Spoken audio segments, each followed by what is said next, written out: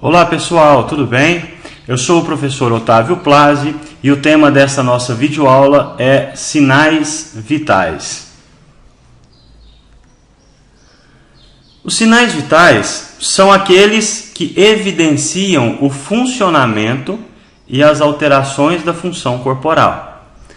São eles: pulso, frequência cardíaca, frequência respiratória, pressão arterial e temperatura.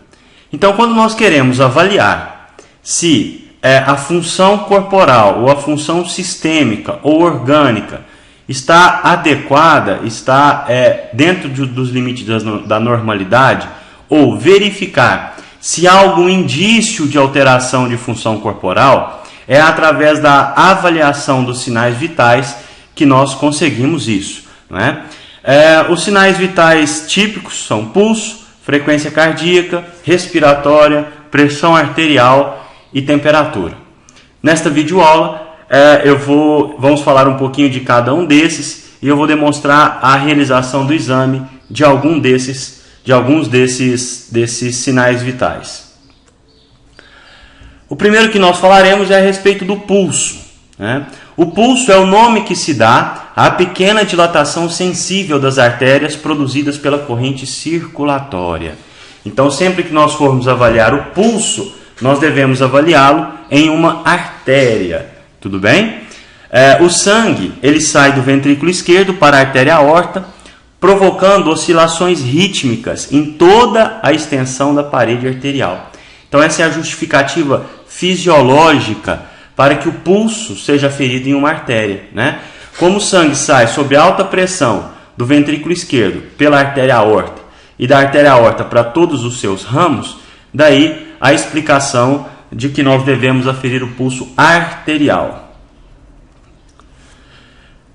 Alguns locais que a gente pode aferir, né? Sempre a gente pode aferir o pulso em qualquer artéria superficial, tem outras que eu não citei aqui, mas o mais comum da gente aferir é na artéria radial, que é a mais comum de todas, a artéria carótida, a artéria femoral, a artéria braquial, poplítea e a artéria pediosa, que fica no dorso do pé. São todas artérias bastante superficiais, de fácil palpação. Aqui nós estamos vendo uma imagem da aferição da artéria carótida, aqui do pulso radial, que é, sem sombra de dúvida, o mais comum, né? A gente quase sempre afere diretamente do pulso radial. Aqui da artéria pediosa. Temos aqui o pulso da artéria femoral. Aqui da artéria braquial. E o pulso da artéria braquial é o mesmo utilizado para se aferir a pressão arterial, que nós vamos ver ainda nesta videoaula. E aqui o pulso da artéria poplítea. Ok? Aqui uma imagem, é uma ilustração das artérias que podem ser aferidas, né? Entre elas, eu não falei a temporal superficial, a artéria ulnar, a dorsal já falei, a tibial posterior eu não citei, mas são todas artérias que podem ser aferidas. Qualquer artéria superficial pode ser aferida do seu pulso. A gente considera normal frequência cardíaca fisiológica em recém-nascidos entre 125 e 130 batimentos por minuto, crianças de 120 a 125 batimentos por minuto, mulheres de 65 a 80 batimentos por minuto e homem de 60 a 70 batimentos por minuto. Veja bem, algumas bibliografias consideram homens até 80, até 90, há uma discrepância na bibliografia. Então a gente pode considerar normal para homens de 60 até 90 batimentos por minuto. Tudo bem? Quais são os fatores que alteram o pulso, né? Os fatores fisiológicos são emoção, digestão, banho frio e exercícios físicos. Todos esses, como não são considerados patológicos, são consideradas respostas fisiológicas, aceleram o pulso cardíaco, né? Quando nós estamos sob forte emoção, há uma aceleração da frequência cardíaca. Quando nós estamos durante o momento da digestão, da mesma forma, porque o fluxo sanguíneo vai ser revertido para o trato gastrointestinal, para que possam ser absorvidos os nutrientes advindos da nossa alimentação, né? O banho frio ou qualquer contato com água fria tende a acelerar o pulso, na medida em que há uma necessidade de aquecimento da temperatura corporal, né? A circulação sanguínea vai aumentar para manter a temperatura corporal dentro dos valores considerados normais. Também os exercícios físicos aceleram. Quando a gente faz exercício físico, aumenta a necessidade de oxigênio nos músculos, consequentemente o sistema cardiocirculatório e respiratório recebem impulsos de aceleração, então o pulso fica acelerado. Algumas drogas, algumas medicações, como por exemplo os beta-bloqueadores, que são muito utilizados para o tratamento e controle da pressão arterial, eles diminuem a frequência cardíaca em até 10% do seu batimento fisiológico, ok? E fatores patológicos, como por exemplo febres e doenças agudas, tendem a acelerar o fluxo. E estado de choque, né, o choque cardiogênico ou mesmo choque emocional, tende a diminuir a frequência do pulso. Como que a gente avalia? Quais são os critérios que nós avaliamos? O primeiro critério a ser avaliado no pulso é a regularidade. Na regularidade a gente vai classificar o pulso em rítmico e arrítmico. Rítmico é quando ele bate com regularidade. E aí eu gosto sempre de deixar claro para os meus alunos, e vou deixar para vocês também, que o ritmo ele pode ser acelerado, lento ou normal, mas ele continua rítmico.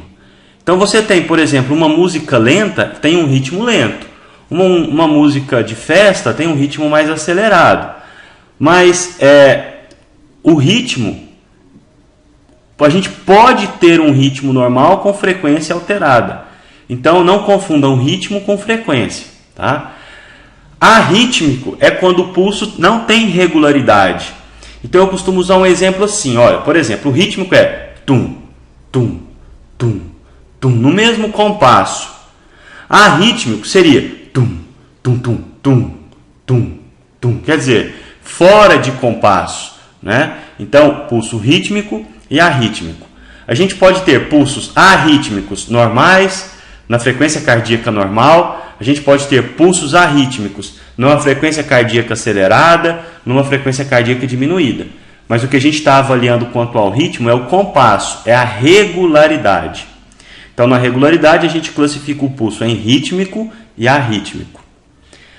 Classificamos o pulso quanto aos seus tipos em bradisfígmico, que é um pulso lento, taquisfígmico, que é acelerado, ou dicrótico, quando a gente tem a impressão de dois batimentos simultâneos. Tá? Então, por exemplo, eu posso ter um pulso bradisfígmico e rítmico, ou bradisfígmico e arrítmico, taquisfígmico e rítmico, taquisfígmico e arrítmico, ok? E quanto ao volume, a gente classifica o pulso em cheio e filiforme. Pulso cheio é aquele pulso facilmente palpável, então esse é um pulso cheio, que a gente sente bem tranquilamente. O pulso filiforme é quando fala assim, o pulso dele está fino, está difícil de perceber. Então a gente classifica quanto ao volume em cheio e filiforme. Alguns termos que a gente usa para a aferição do pulso. Normocárdia ou normocárdico é a frequência normal. Então o indivíduo que está dentro da sua classificação, dentro da sua faixa etária e sexo, para os valores considerados normais. Bradicárdico ou bradicárdia ou bradicardia, frequência abaixo do normal. Bradisfigmia é um pulso fino e bradicárdico. Taquicardia é uma frequência cardíaca acima do normal. E taquisfigmia é um pulso fino e taquicárdico. Então esses são alguns termos comuns que a gente usa na aferição do pulso. Eu vou demonstrar a técnica de aferição do pulso para vocês, mas antes disso, em tese, como é que a gente afere o pulso? Primeiro, sempre que você for manipular um paciente, tomar contato de um paciente, lave suas mãos, tanto antes quanto depois. Explique o procedimento ao paciente, coloque o paciente de preferência deitado ou sentado, desde que o braço esteja apoiado, e a palma da mão voltada para cima, pessoal. Aqui está escrito para baixo, corrijam o erro aí, voltada para cima. Coloque as polpas dos 3 dedos médios sobre o local escolhido. Você usar 3 ou 2 dedos, os dois, o segundo e o terceiro, ou segundo, terceiro e quarto dedos, tanto faz. Quanto maior o número, você só não pode usar o dedo polegar e o quinto dedo. O dedo polegar é o primeiro dedo e nem o quinto dedo, que é o menor de todos. Tá? Os 3 dedos do meio, os dedos de número 2, 3 e 4, podem ser utilizados para a aferição. Pressione suavemente até localizar os batimentos. Sinta o pulso. Classifique quanto ao ritmo, tipo e volume. Inicie a contagem dos batimentos. A contagem ela deve ser realizada durante 60 segundos, não menos do que isso. Por quê? Se você conta 20 segundos, existe a possibilidade de você não perceber uma alteração que estaria presente em 60 segundos. Então é importante que nós contemos o pulso por 60 segundos. Nada de preguiça, nada de contar 10 segundos e multiplicar por 6, 15 segundos e multiplicar por 4. Conte por 60 segundos. Avalie frequência, tensão, volume e ritmo. Lave as mãos, registre e anote as anormalidades. Posteriormente a isso, assine o que você registrou. Algumas observações importantes, logo em seguida nós vamos passar a técnica para vocês. Evite verificar o pulso em membros afetados de pacientes com lesões neurológicas ou vasculares. Né? É possível que seu pulso esteja alterado, a temperatura da pele pode estar mais fria e isso dificulta bastante a aferição. Não verifique o pulso em membro com fístula arteriovenosa, pacientes que fazem controle ou tratamento com hemodiálise, né? Não aferir o pulso nem a pressão arterial neste membro. Nunca usar o dedo polegar na verificação, porque o polegar tem uma artéria bastante superficial e o pulso da sua própria artéria pode te confundir na leitura do pulso do paciente. Suas mãos nunca podem estar frias, tá? Isso causa uma vasoconstrição no local inicial e pode atrapalhar a sua verificação. Em caso de dúvidas, repita a contagem até que você tenha certeza e não faça pressão forte sobre a artéria, pois pode impedir que você sinta o batimento do pulso. Ok? Essas são algumas observações importantes e agora fique atento ao vídeo de demonstração da aferição. Então agora nós vamos avaliar os sinais vitais, especificamente o pulso. O local mais comum de nós aferirmos o pulso é o pulso da artéria radial.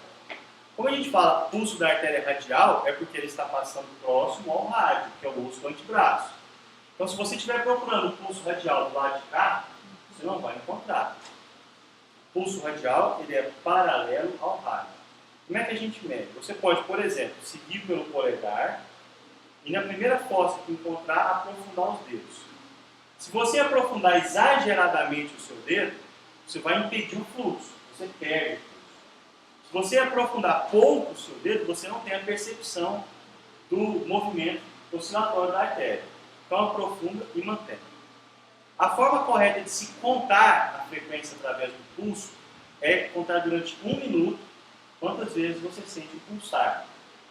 Não pode contar 20 segundos e multiplicar, contar 10 segundos e multiplicar.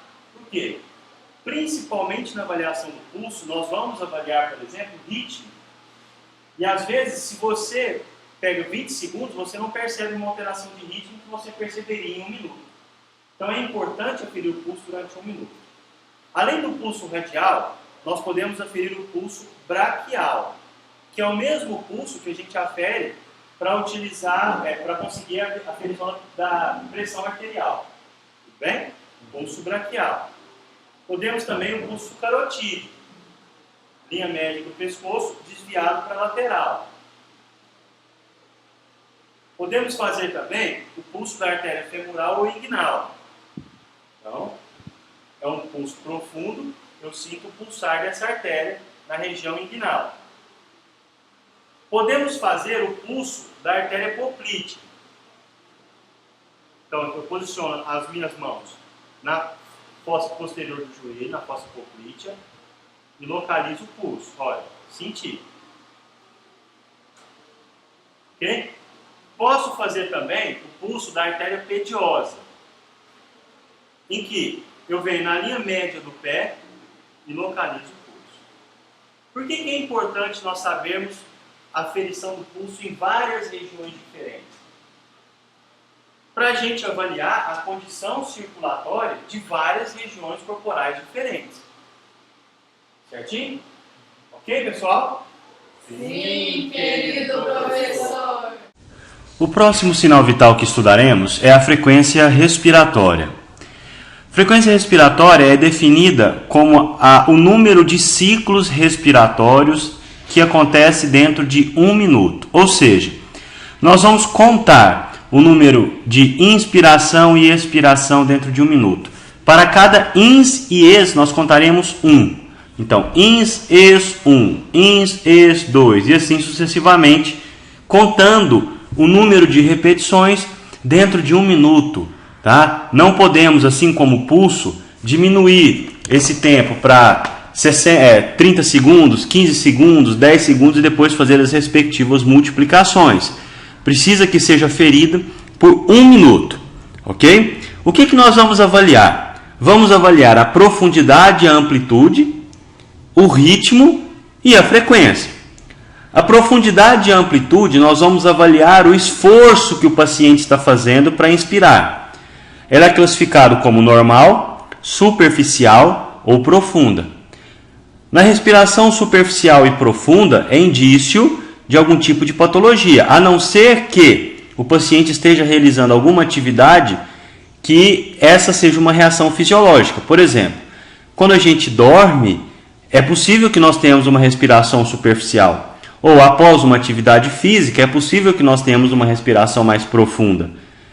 À exceção dos casos em que a fisiologia explique tal comportamento, sempre que o paciente tiver uma respiração superficial ou profunda, desconfie que há algum transtorno respiratório. O ritmo respiratório, assim como no ritmo cardíaco, nós vamos avaliar a regularidade dos ciclos. Pode ser normal ou dispneico. O ritmo respiratório normal é considerado 1 tempo para ins e 2 tempos para ex. Na verdade, esses 2 tempos para ex a gente arredonda. É 1, qualquer coisa, mas 2 tempos para ex e 1 tempo para ins.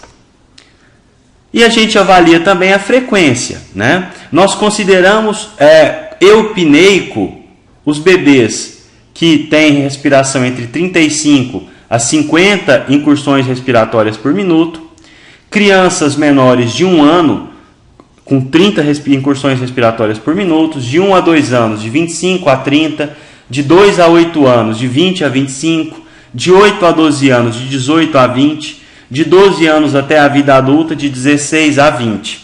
Os atletas, por terem um condicionamento cardiorrespiratório mais avançado, mais aperfeiçoado, tendem a ter uma frequência fisiológica mais baixa, de 6 a 10 incursões respiratórias por minuto.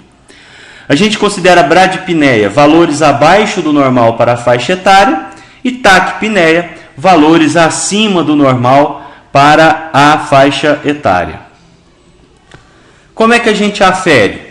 Paciente sentado ou deitado, colocamos a mão sobre o abdômen do paciente e contamos o número de ciclos. Ins e ex conta 1, ins e ex conta 2. Agora é importante que o paciente não perceba a nossa intenção. Por quê? Porque se ele perceber, ele vai começar a controlar o ritmo e a frequência respiratória e nós vamos perder o valor de aferição dela. Porque a respiração vai deixar de ser automática para ser uma respiração voluntária. Ok? Então a gente precisa, entre aspas, enganar o nosso paciente quanto ao nosso procedimento. Após 1 minuto completo, anota-se a frequência, ritmo, respiração e a profundidade. Então, prestem atenção que eu vou demonstrar a aferição da frequência respiratória para vocês no vídeo a seguir.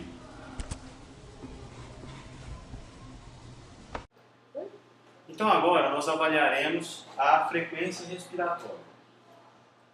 Primeira coisa para a gente poder avaliar a frequência respiratória é saber que o paciente não pode perceber que nós estamos avaliando a frequência respiratória.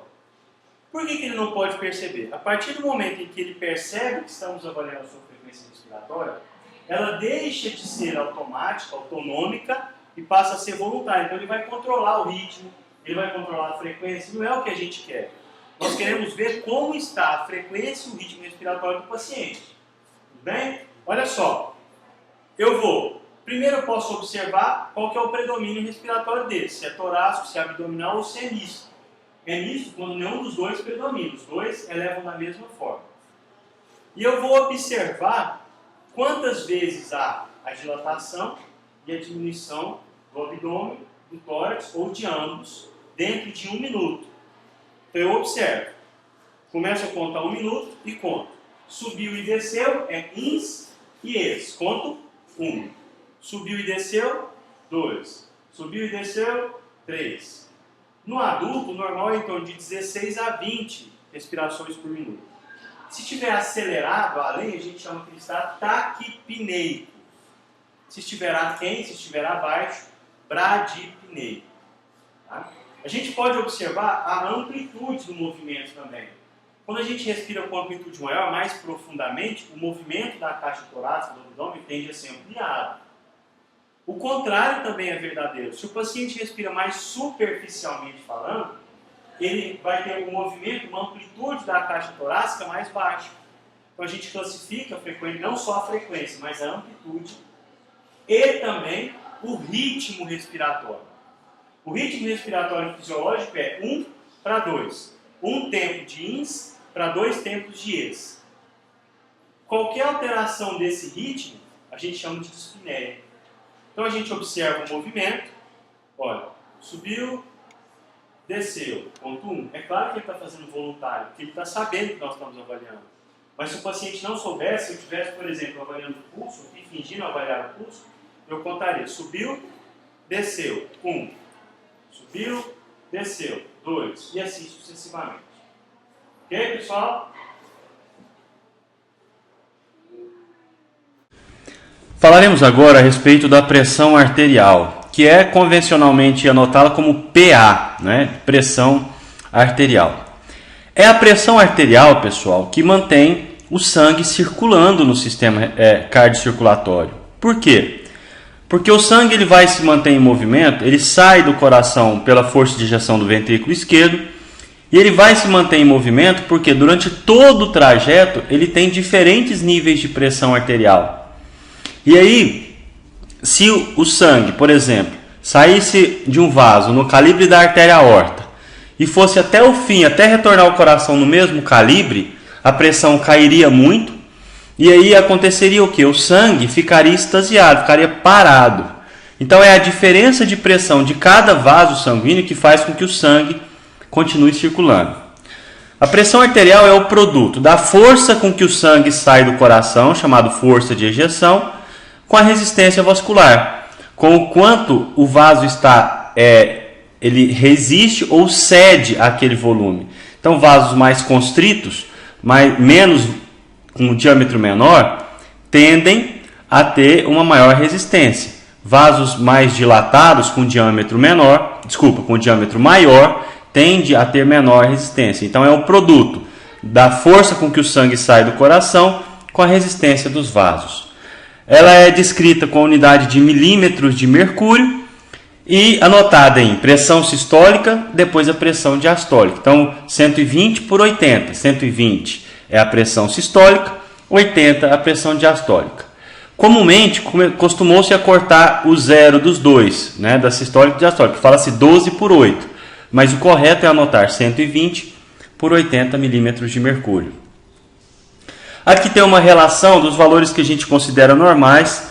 Veja só, essa fonte aqui é para valores considerados normais médios. Não há um critério de classificação bem detalhado. A gente fala sobre isso na aula específica sobre hipertensão arterial. Mas a princípio, 85 por 60 é a pressão média normal de indivíduos de 4 anos de idade. Aos 6, 95 por 62. Aos 10, 100 por 65, aos 12, 108 por 67, aos 16, 118 por 75, no adulto, 120 por 80, e em idosos, a gente aceita de 140 a 160 e de 90 a 100 como considerado normal. Como é que a gente faz? Como é que procede a aferição da pressão arterial? Primeiro, é importante que nós façamos a medida da circunferência do braço do paciente para poder utilizar o manguito, né, adequado do esfigmomanômetro, que é o equipamento que vai ser utilizado para aferir a pressão. Tem os pediátricos, tem os adultos e tem para os obesos. Tá? Selecionar o manguito do tamanho adequado ao braço, colocar o manguito sem folgas acima da fossa cubital, cerca de 2 a 3 centímetros. Aí no manguito tem uma marcação, tem uma seta, e essa seta ela deve estar apontada à artéria braquial. Estima-se o nível de pressão arterial sistólica. Como é que a gente faz essa estimação? Você coloca o manguito, palpa, pega o pulso radial e vai insuflando o manguito lentamente. Quando você parar de sentir o pulso radial, você deve observar qual que foi o marcador lá no manômetro. Quanto que está marcando lá na pressão. Essa é aproximadamente a pressão sistólica. Então a gente vai insuflar de 20 a 30 milímetros além do nível estimado. Ok? Então é assim que a gente estima a pressão arterial. Depois a gente procede à deflação lentamente.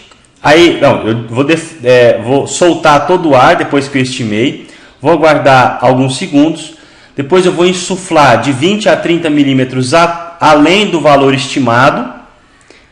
Começo a soltar, a proceder à deflação lenta em torno de 2 a 4 milímetros de mercúrio por segundo. E observo, ausculto com atenção. O primeiro som, que é seguido de batidas regulares e depois aumenta a velocidade, é a pressão sistólica, é o primeiro som. A pressão diastólica é o momento do desaparecimento do som. Então, quando desaparecer o som, quando você parar de sentir o som, você vai continuar auscultando por 20 a 30 milímetros para ter certeza se realmente parou e solte completamente o ar. Se você continuar auscultando os batimentos até o nível 0, você vai anotar assim, olha, vai colocar a pressão diastólica, a pressão sistólica quando começou, a pressão diastólica quando o som ficou abafado e depois vai colocar /0. Então você vai colocar, vamos supor, 100, digamos, 100 por 40 por 0. Ok? Quando você anota assim, quem lê e sabe, entende que você auscultou o som até chegar no 0. Espera-se de 1 a 2 minutos para fazer novas aferições. Informe os valores da pressão arterial obtida para o paciente e anote os valores e o membro em que a pressão foi aferida. Ok? Aqui tem uma ilustração do procedimento. Observe que há uma seta aqui, está bem alinhada à artéria braquial.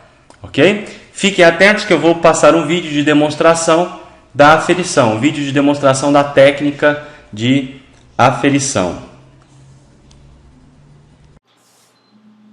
Agora nós vamos aferir um outro sinal vital muito importante, que é a pressão arterial. Para nós aferirmos a pressão arterial, nós precisamos do esfigmomanômetro e precisamos do estetoscópio. O esfigmomanômetro nós vamos posicionar no braço do paciente, 2 dedos acima da fossa cubital. Eu posiciono de forma que essa marcação, essa seta, fique alinhada à artéria braquial.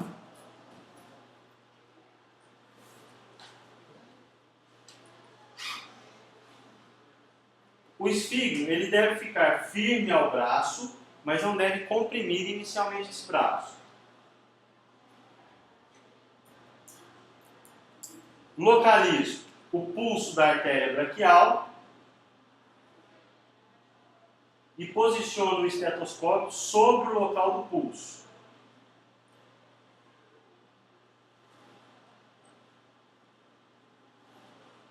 Fecho a pera, insuflo até em torno de 200 a 220 milímetros e retorno lentamente, abro lentamente.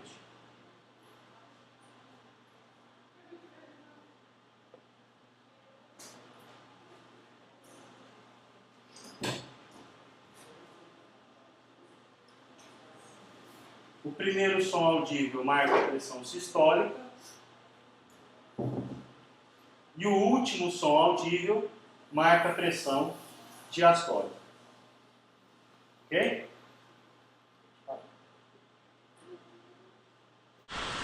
O último dos sinais vitais que estudaremos nesta videoaula é a temperatura.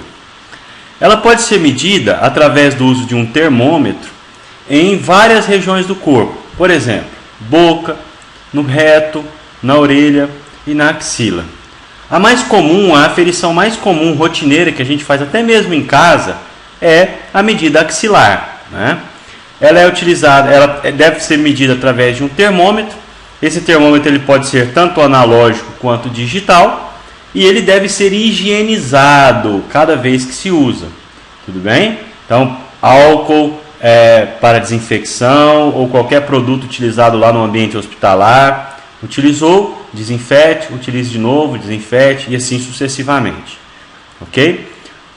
Se tem o hábito de utilizar para fazer medida retal, o ideal é que não utilize em outra área do corpo, mesmo higienizado. Tudo bem?